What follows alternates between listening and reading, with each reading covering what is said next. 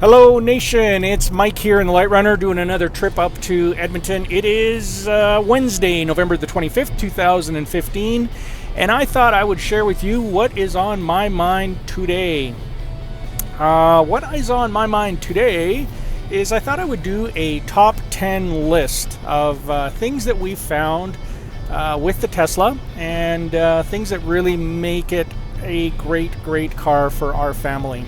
So I've got autopilot engaged, we're cruising at 115 kilometers an hour, and I've got 3.5 hours to kill. So I thought, what better way than to share with you some of our experiences with a Model S85D dual motor. And so I've created a top 10 list. This trip, by the way, is sponsored by Starbucks.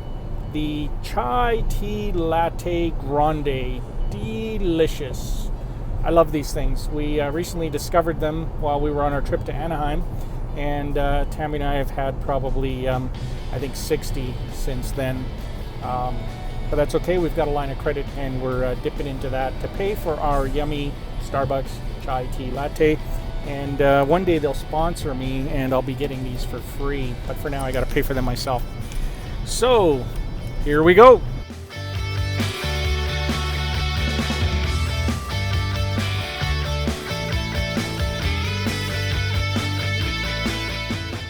Number 10 of my top 10 reasons you should own a Tesla is less visits to the gas station.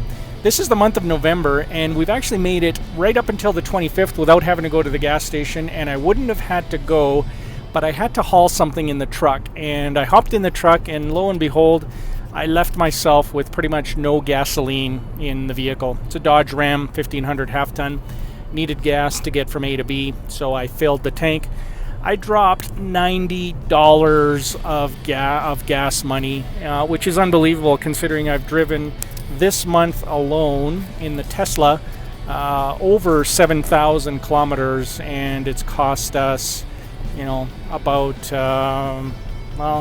less than $7 because we've done a ton of supercharging on our way to Anaheim and back, and I'm doing a supercharger trip right now. So top 10 reason, less visits to the gas station, saving money on gas. Yeah.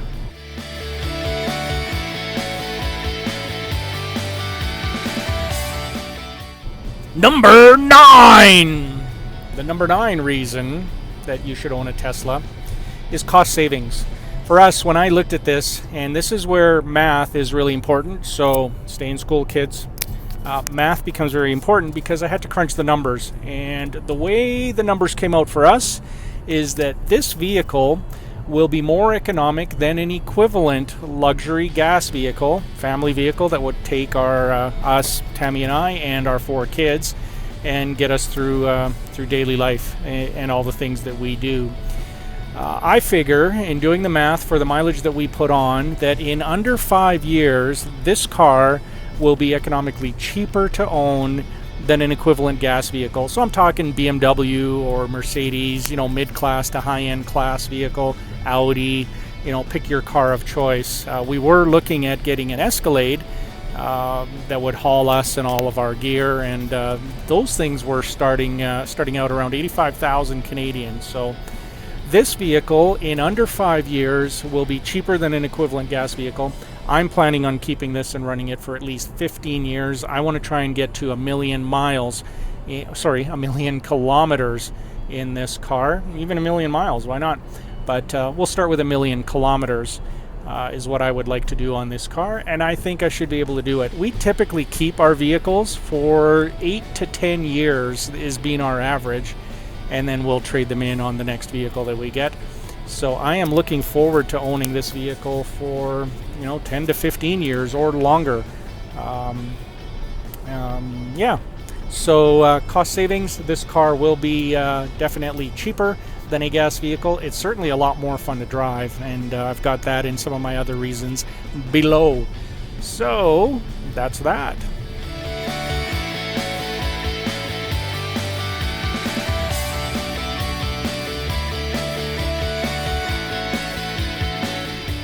Number 8.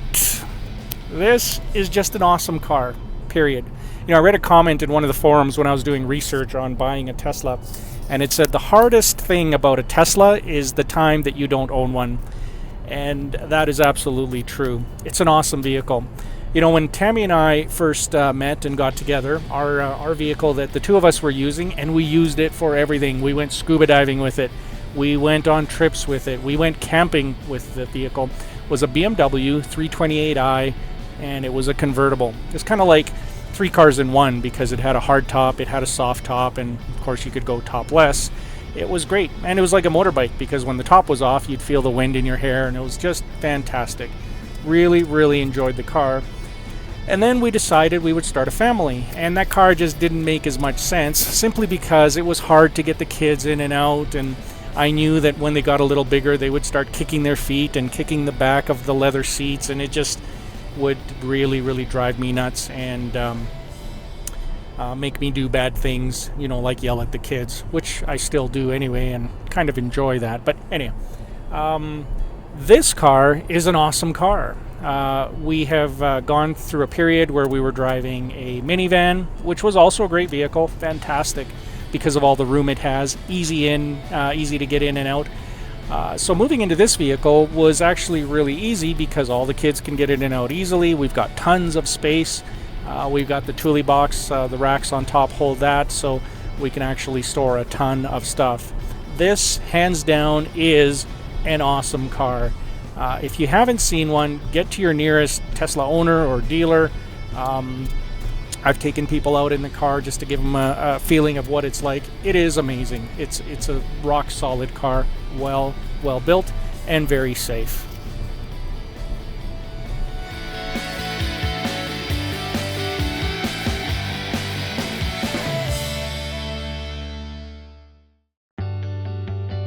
Number 7.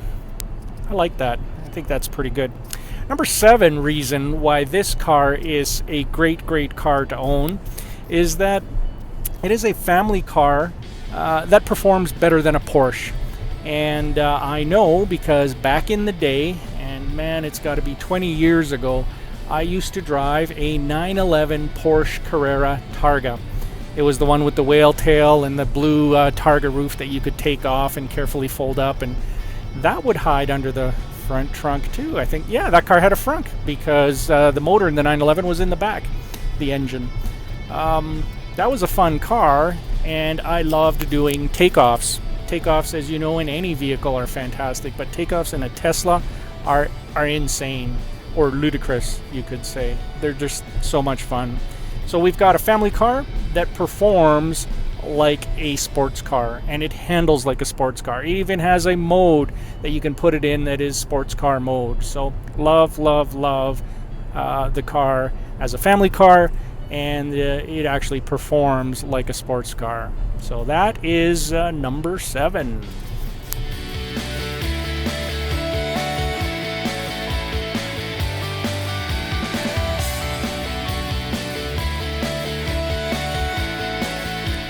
Number 6.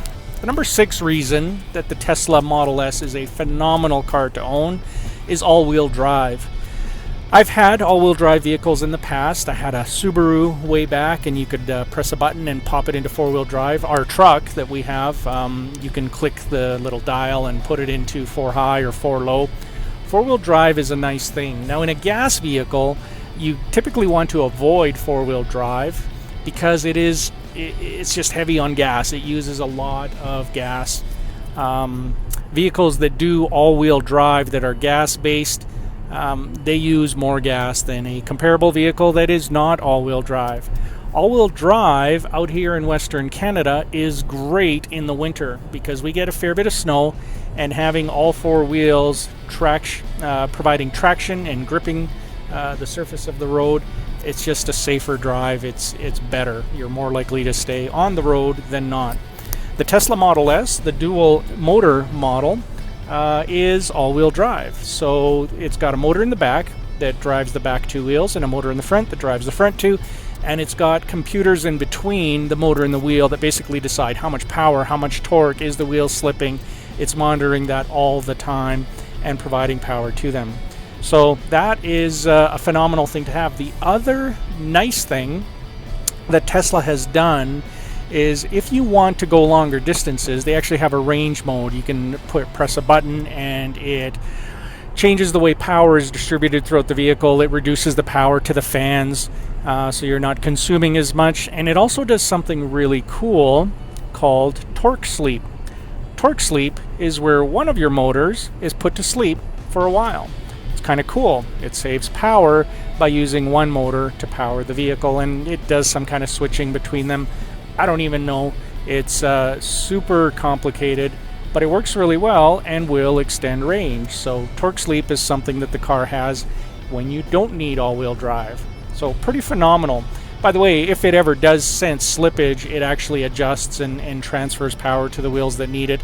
A lot of cars do that on the market today, so that's not exclusive to Tesla, but the way it does it using two electric motors, front and back, is pretty unique to Tesla, and it works really, really well. Number 6, all-wheel drive.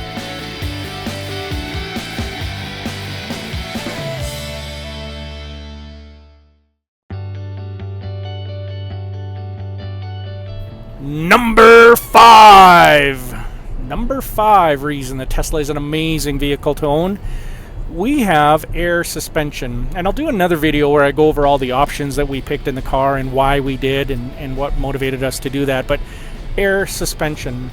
In this car, I can set the height of the car. So I've got it set, once we're doing on the freeway or the highway over 100 kilometers an hour, the car will go to its lowest setting. So it kind of hugs the road, becomes even more aerodynamic, lowers the coefficient of drag, so you get more range out of your battery, just performs better on the highway. But in the city, that's a real problem.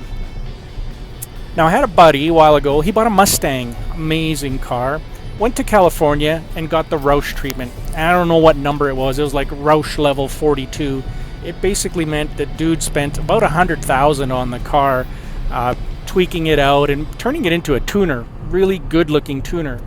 The problem with tuners is they sit low to the ground, and in Calgary, as in any other city, he could not get into or out of most parking lots because the car was so low to the ground. With the Tesla, I actually can raise the height. Now, the really cool thing is the car learns. So every time I go to the YMCA, I raise the car, it just remembers that, and it raises it automatically whenever I go back. When I go to Chinook Mall, it automatically raises the car for that parking lot. When I come home every day, at the end of the day, it automatically raises the car, so it geotags the location and the coordinates of where you have raised the car, and it just remembers and does that for you going forward. It's fantastic. Built into the car, air suspension. The other place this is going to come really handy is in the winter time when there's snow on the road and you want a little more clearance because, you know, until they come and clear the snow, you don't want to be dragging and scooping that up. I can raise the car to maximum setting and just basically drive, let most of that snow go underneath the car, which is really nice. Number 5, air suspension.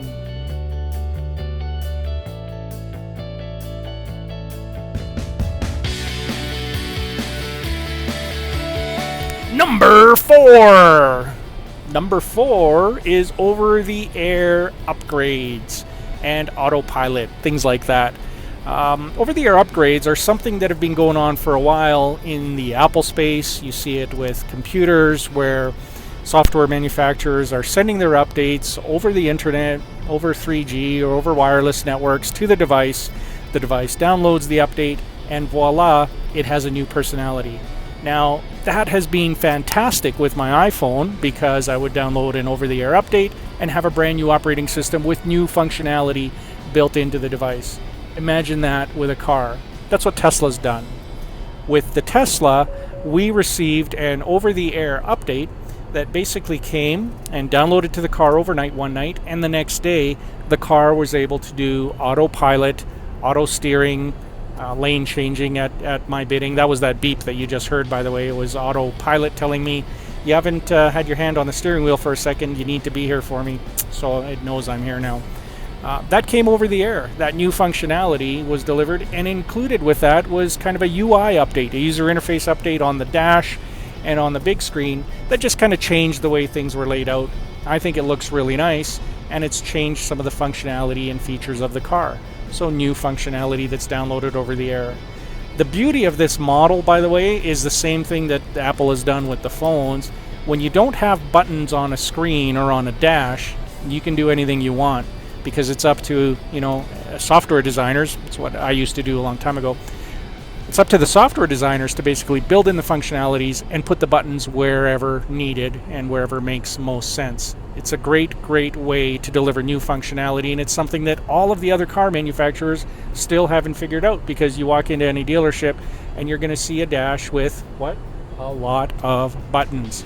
You don't need buttons. If you make them virtual, you put them on a screen, then it's up to the car developers to choose what new functionality they put and where. It is definitely the right way to do feature upgrades to a vehicle, and it'll be the way everything's done in the future.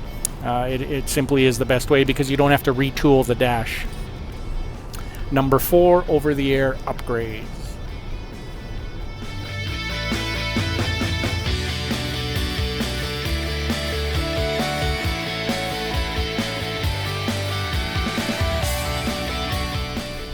Number 3! Number 3 is one of my favorites. Tesla Supercharger network, and also the public charging network that we're starting to see from amazing companies in Canada like Sun Country and others that are deploying public charging stations at points of business or in hotels. The Tesla Supercharger network is what really makes Tesla different from any other company. It's my favorite EV simply because they've made an investment in the infrastructure. So imagine gas cars out there without gas stations. Wouldn't do very well, would it?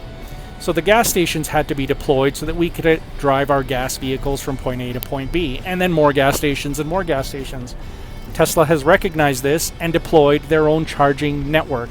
Now, it's not everywhere yet, but they're adding more and more charging points to the network every year. And most recently, I was able to take my family from Calgary to Anaheim to Disneyland and back, and we use Tesla Superchargers all the way there. Amazing. The other thing that's coming is this additional layer of charging network from other manufacturers like Sun Country or various businesses. Best Western deploys many, and many others. Sheraton, where I'm going, they've got one in the parking garage that I use that charges up the car, and in the morning it's full. This is what's enabling electric vehicles to be deployed. And the problem with every other electric vehicle manufacturer is they haven't thought of this side of the equation. It's one thing to make an electric vehicle. Great step. The other thing is to support the charging infrastructure. And that's one thing that I think we'll start to see from other vehicle manufacturers. Great book for you, by the way, The Second Machine Age. The Second Machine Age talks about how technology reaches a tipping point, and before you know it, the entire world has changed overnight. We're going to see that happening with electric cars. This is my prediction. There was a time where there was just one manufacturer of an EV, and then they went away and crushed all their EVs. And then another manufacturer came out, I think it was Nissan, with the Leaf, which that was our first EV. They came out with the car, and then another manufacturer came out with a car, and Tesla came out with the Roadster, and then other manufacturers started coming out with electrics. And what you're going to see pretty quick is every major vehicle manufacturer will have an electric offering, and then soon after that they'll have two, and then soon after that more of their line will be electric than fossil-based, gas-based, and then overnight, it'll feel like it's overnight, everybody will have an electric car. It's very much like when smartphones came out. There was a time before smartphones where we thought this is the greatest thing ever, and then along comes a smartphone, and all of a sudden every phone manufacturer has a smartphone, that's competing with an iPhone. But it just defines the space. That's what we're going to see with electric cars. This charging network that Tesla has deployed is hands down amazing. Charges the car from almost empty to full in about an hour. The thing is, you rarely, except unless if you're like me and driving as hard as you can to Anaheim, you'll arrive at a supercharger fairly empty. It charges up very, very quickly. So in a span of about 30-40 minutes, you've got enough charge to make it to the next stop in the network, which is about as far as your bladder will take you anyway. So you've got to stop. You've got to stop and go grab a bite to eat. You've got to go charge up, of course. And by the time you come back to the car, you're ready to go. Tesla has thought this out like no one else, and that's why I believe they're leading the pack and will continue to lead as we go forward. Number 3, Tesla's Supercharger network and the public charging infrastructure.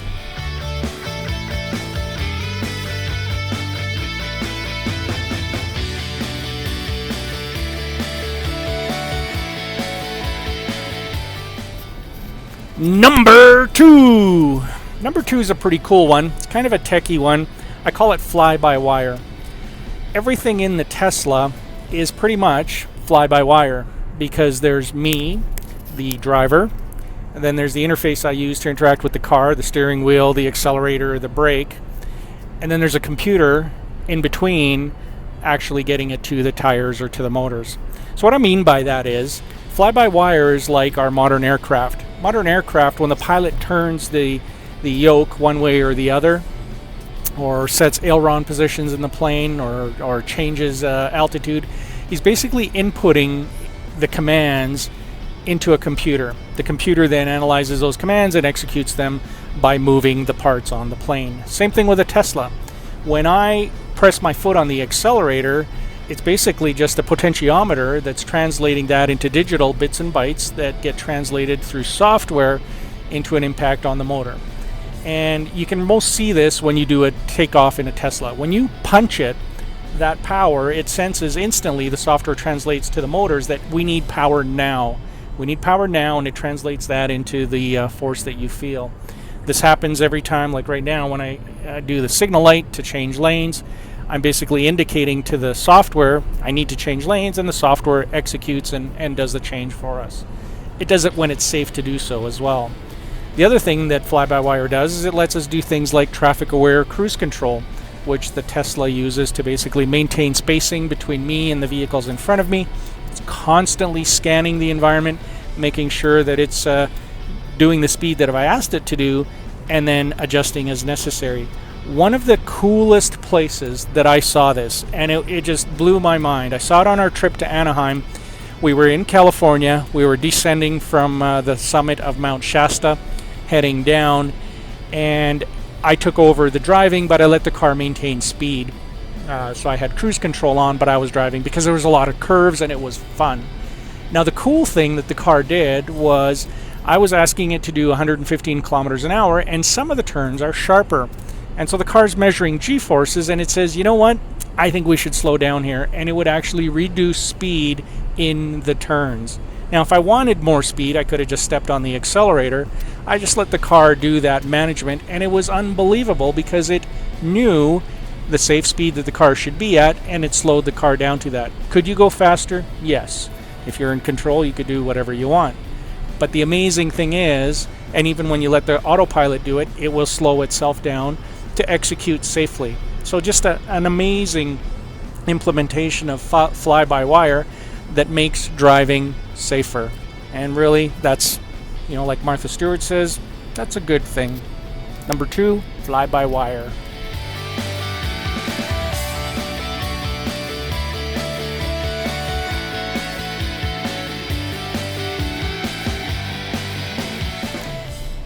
Number 1. Yeah, I think today, and these are in no particular order, but my number 1 reason that owning a Tesla has been amazing in these past 8 months is electric cars are silent, and this one is silent. So the future is here. I remember when you go see movies that take place in the future, all of the vehicles, of course, in the future are electric. If you're making a movie about the future, it's one of the rules. You must have an electric vehicle, and it must make a certain kind of zzz, electric sound. That is the sound that a Tesla makes. It's the sound of silence. And the only way to experience it is to hop in one and go for a ride, because it changes everything. All I hear outside is the wind. And you can do conference calls, and there's just no noise. It is phenomenal. And it's a lot more relaxing because that constant noise in a gas vehicle, those vibrations of the engines, it's tiring. And so what I've found is on longer trips in an electric car like the Tesla, it's much more relaxing. It's a lot easier to do long trips, and a lot more relaxing.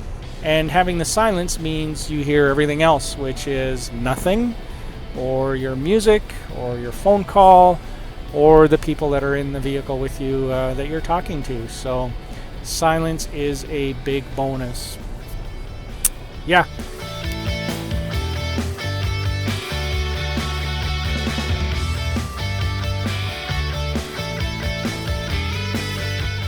So yeah, those are the things that have been on my mind today that I thought I would share with you, nation. Give you an idea of some of the top 10 things that swayed us into getting a Tesla and what we're enjoying most about having one. Maybe I'll do another one of these, after the 1 year point, and see if they're the same or if there's anything more or different after a year of having one. But it's been an amazing 8 months so far. 67% of the way through the year, and looking forward to the next 14 years in one of the most amazing electric cars on the planet. So far, we are at 38,528 kilometers, and for those of you that do things in miles, that is 23,940 miles. That's a lot for 8 months. A lot of people don't do that that's probably 2 years worth of driving for many people, but we've done it in 8 months. We drive a lot. We got a lot of stuff going on. This is our primary family vehicle. It's my primary work vehicle. The car gets driven, and the biggest challenge is wrestling with my wife to find out who's going to drive it. So the rule that we've created that makes life easy is basically whoever's going further gets to drive the car. And I usually win because I'm going further. She's now shopping for groceries in cities that are like an hour away from Calgary, but we do share the car. So yeah, hope you enjoyed that, and more to follow. Thanks for watching. Mike out.